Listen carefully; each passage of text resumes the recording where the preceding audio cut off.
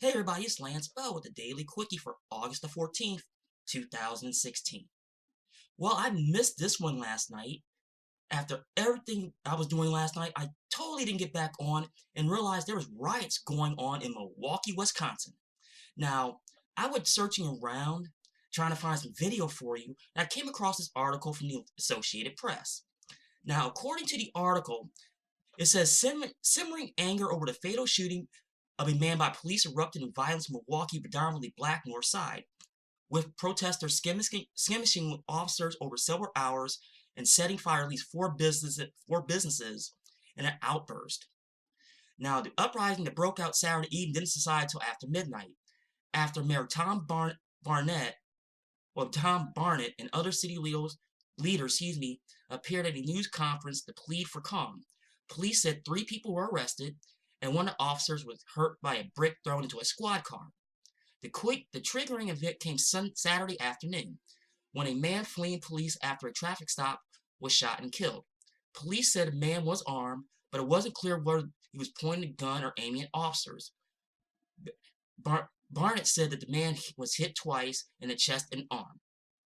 Now, before I give my thoughts, here's the video from the Associated Press, and we're going to watch this, so let's take a look as I gave you some view site here. Spotted a suspicious vehicle, and they stopped the vehicle.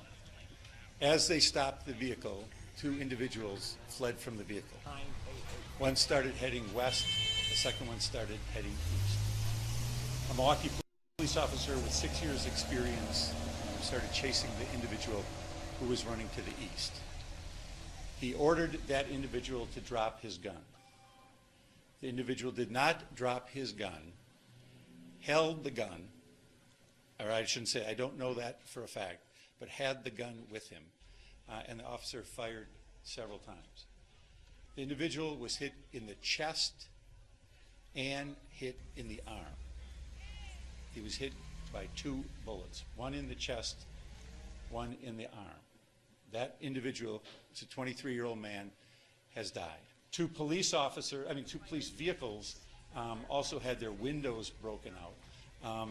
There was an individual, a police command staff in one of those individuals. He was not injured.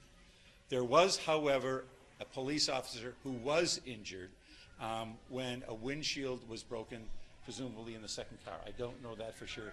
That officer is now in the hospital. I believe that officer has a head injury. I don't know how serious that injury is. As you all saw, the crowd then went over to the gas station and set the gas station afire. I don't know how many individuals were involved in that. Of course, that's going to be part of the investigation as well.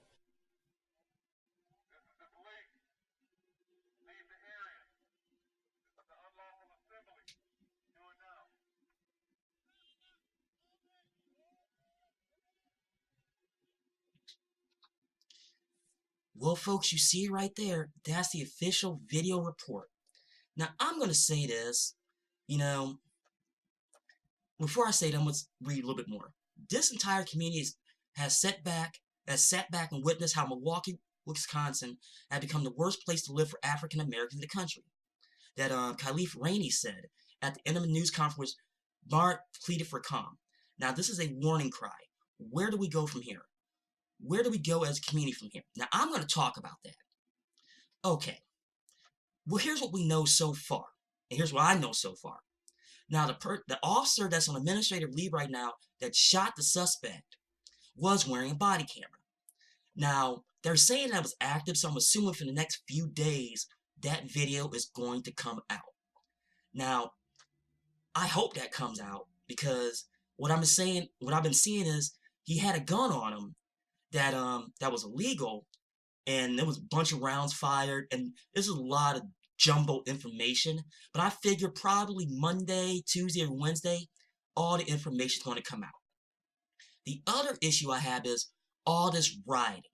Now look, folks, I'm all for peaceful protesting. Always happened, always will be. But setting fire to your own neighborhood, I have always had a problem with that.